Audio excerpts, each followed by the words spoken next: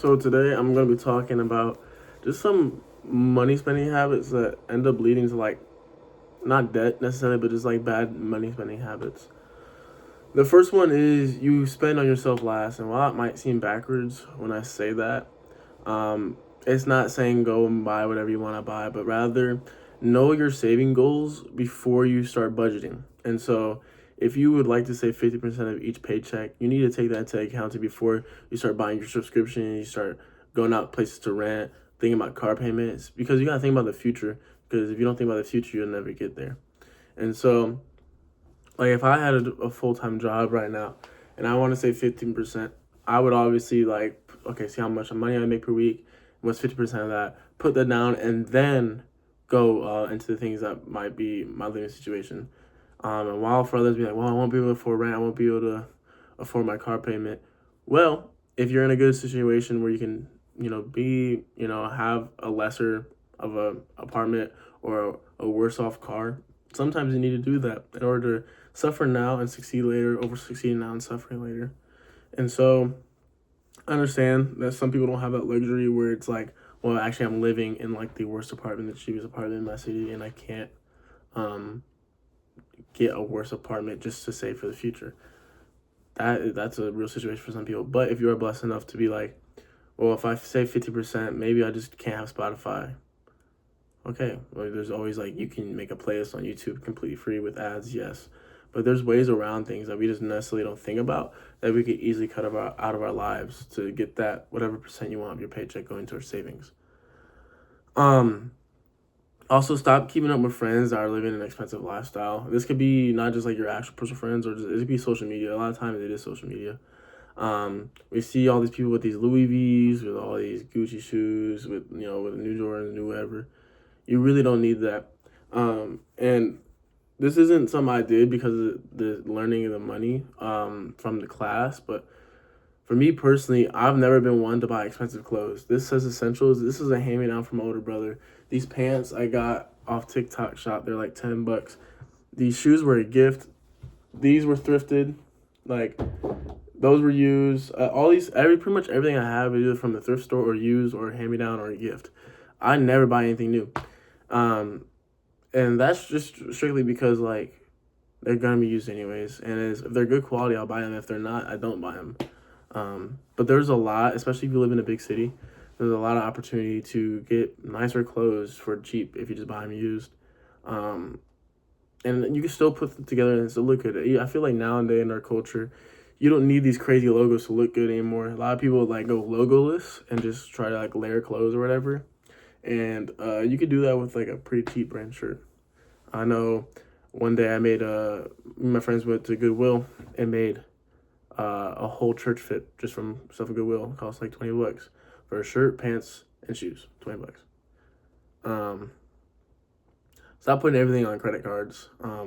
Like due to incentivizations, like if you use your credit card here, you get a couple miles on your airplane plan or get your cash back. While those do work, most of the time those points that you get are making up for the money you don't have paying back those credit cards. Um, Obviously, things you need for a credit card are like student loans, car payment, and like a house payment. Obviously, that makes sense. If you can buy those things in cash, do that. I remember telling my mom I hope to buy everything in cash one day because I just don't want to get to that credit card debt.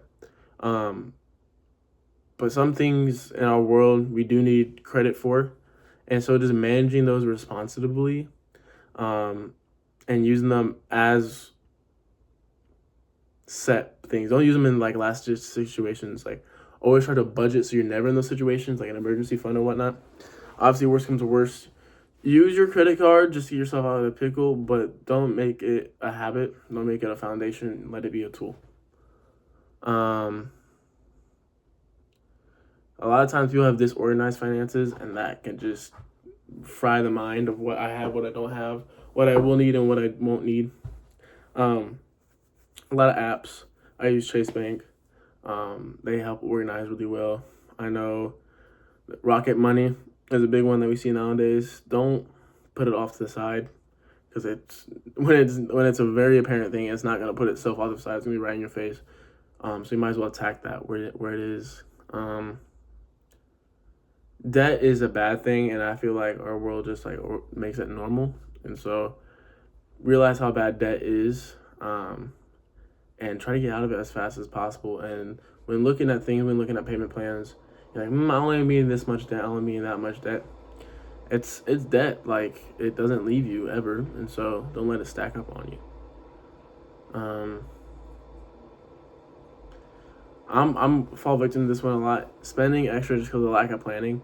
For me, money isn't a big thing, and it's not like I have money. I just don't care for money. If I'm cool, I don't need all the like biggest things, and whatnot. So I don't feel bad spending an extra $10 here and there.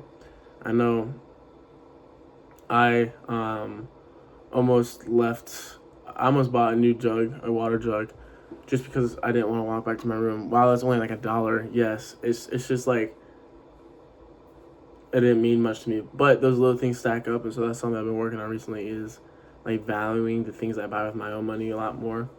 Even if they aren't necessities to my life, I try to value them a little bit more just so I don't end up spending that extra money. That can ultimately add up to be a lot. Look into the loopholes of finding ways to not get out of taxes, but just like pay less in taxes. There's tons of books out there, tons of videos. Maybe 2 hours a week can save you $1,000 a month. And then invest as soon as possible. Once you got some steady income, invest. Even if it's just a little, they will compound and they will help you get so much money when you retire. High yield savings account, 301k, 401k, all those things. They take a couple hours to figure out how to do it, but they will save you so much time in the future.